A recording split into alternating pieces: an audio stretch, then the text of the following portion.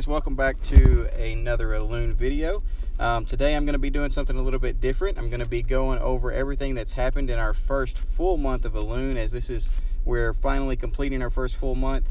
And I'm going to be touching base on everything that you might have missed, including a lot of the events, some of the buffs that some of the heroes have received since the launch of Elune, and basically where we are today. And it seems like we're going to be sending this month out in style. Gameville has done a great job of keeping the updates coming, and they just brought a new one before we even move into the month of September. So with all those things being said, let me just get straight into it. On July 23rd, we had the global launch of Elune. The world began collecting their heroes, chasing seeds and skill books, and enjoying this awesome game.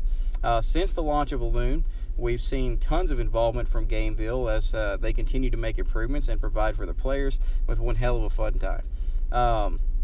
Many players began their gaming experience with Elune by creating an account, and they would go through the first few missions. They would get their 10+1 summon, and with their 10+1 summon, they would summon their heroes. If they didn't like them, then they would delete the account, start over, do it all over again. Can't much blame them. However, that's not how I got started. I know a lot of people have started the same way, but a lot of people got a great start. Me personally, I just wanted to jump right into the game and start enjoying it right off the bat, and I have enjoyed it greatly. So on July 29th, we offered an event that allowed players to vote for their favorite Elune.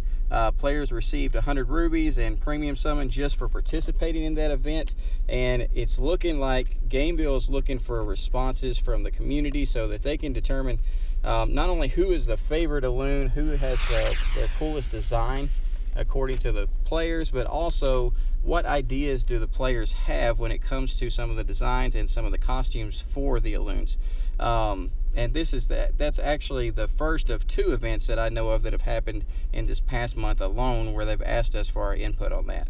On July 30th, they hit players with a summer update that offered new boss burning system, a hunting event for Mikazuki and Freya, new costumes for some of our favorite Elunes, which included swimsuits, so on and so forth, things that relate to summer. And I'm going to have all these images posted in the background for you guys to see, along with some of the gameplay. However, a lot of players participated in that. Background became available also for the summer event, which also you'll see in the background. And on July 31st, they brought out one of many patches that showed the community that basically Gameville is going to stay on top of things. Imagine all the patches and all the updates that we had since the launch of this game, and we're only talking about a month. So I'm very interested to see a month from now, or let's say starting October, getting into October, how things are going to look. Are we staying on the same track, or are we going off and we're doing things differently? It's going to be very interesting to see that, and I plan on continuing to do what I'm doing right now, which is go over the past month and just see how things have changed and keep everybody updated. And let's just see how Gameville is doing. Let's just see if they do start to go down a different path. I want to see when and how that happens. But as it is, it looks like they're going to be pretty steady and consistent. So August 6th rolled around, and it brought another balance patch that changed things up a bit, but the players were very happy with what they got. August the 7th, we received the Starship launch event. And the Starship launch event, you had the opportunity to go through and do some extra missions. You got rubies, you got seeds, you got a whole bunch of stuff out of that. You also had the opportunity to get a hero, although I think he only dropped it maybe a 3 or 4 star. It was still better than nothing.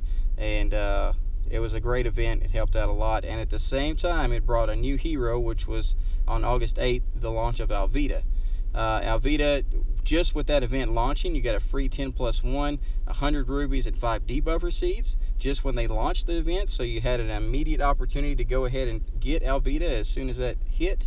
And I know many players did, and they were very happy with Alvida. And though she was claimed to be overpowered in the beginning, she turned out not to be so overpowered, but still a great Elune to play with. So August 9th, we had Victoria's Virtue, which gave us 300 Aeons, 1 premium summon, and then they also asked for the fan art event. They wanted the fans to submit their art, and they would reward them for that as well.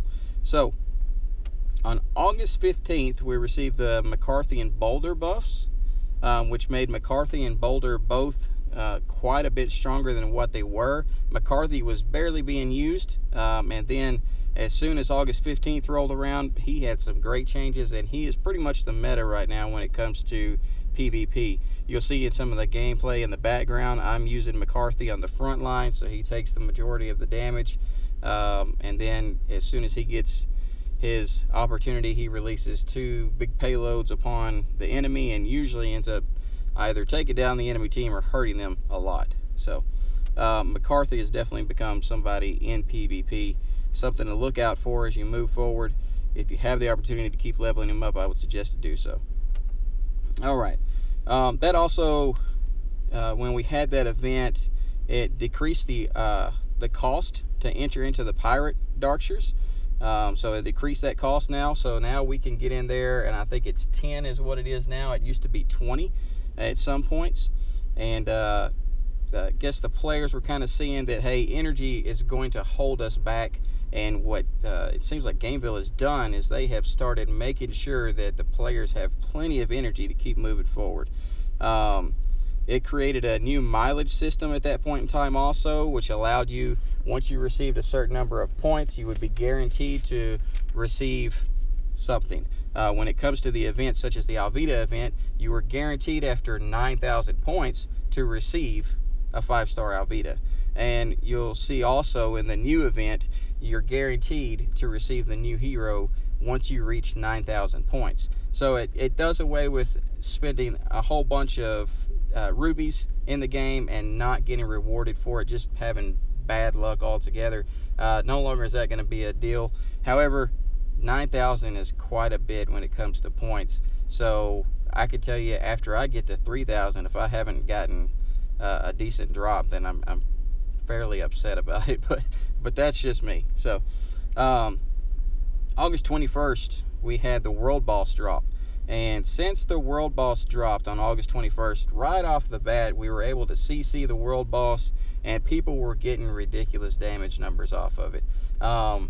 Some of us did know, some of us didn't know that you actually didn't even have to put a team in place for the 2 side bosses. So the bosses on either side of the main boss, there were some people that put no Elunes in there whatsoever, because every time that they took a move, it took away from your overall moves, which meant that you had less damage that you could do to the main boss because you were utilizing those moves on your 2 side bosses.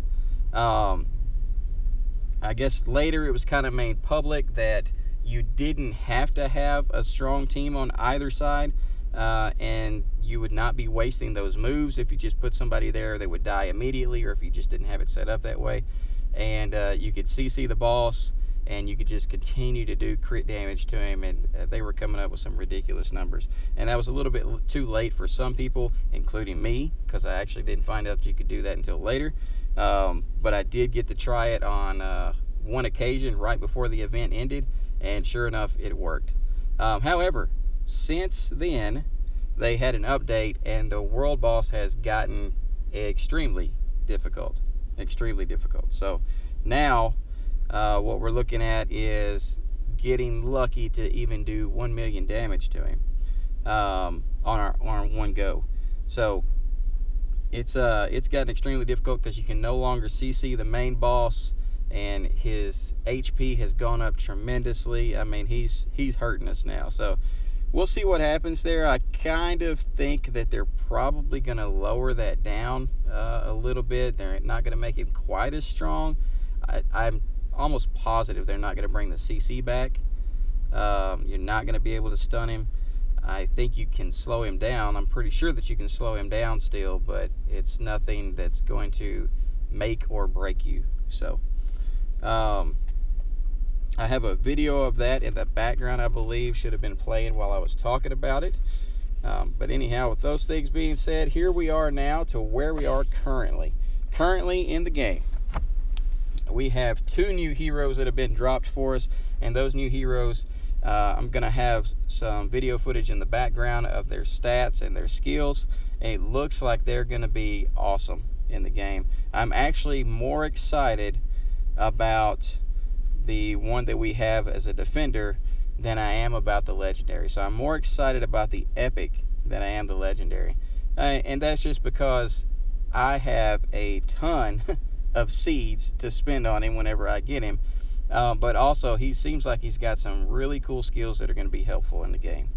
So, guys, I hope that this small recap, this short recap, has been somewhat informative to you. I know maybe it's not what you're looking for, but I could tell you that if you're looking for some guides, or if you're looking for a guide on a boss, or if you're looking for a guide on even the world boss, then somebody that you could take a look at, one is K Gaming. He does a great job of breaking things down. He's got a lot of knowledge. He's been playing the game since before it launched globally, because it actually launched elsewhere first, and he's been playing it since then. He's been keeping the community informed. He doesn't post videos very frequently on Elune, like not every day, but he is posting videos for everybody to see. As a matter of fact, he just recently made a video of him auto farming all of the bosses on stage 10. So that'd be really cool to check out if you guys want to check that out. You probably learned something there as far as what's probably the most beneficial for you, as far as making a team that's going to be able to get you through all of those stages of stage 10 boss mode, even on burning mode, so you can get yourself some better gear. So with all of those things being said, guys, also Tectone, he makes some great videos. He's putting them out pretty frequently. I think he's putting out every day. He might have missed one day, but he's usually streaming every day also. So those two guys right there, they got some great information out there. I'm looking to do a little bit of a different type of video, have a little bit more fun with it, not just create guides. However, I will have some guides up. If you guys are looking to stay informed in the game, then by all means, please like, subscribe, join the team, and let's keep on moving forward throughout this game. I plan on keeping you guys informed. I appreciate you greatly, and as always, we'll see you next time.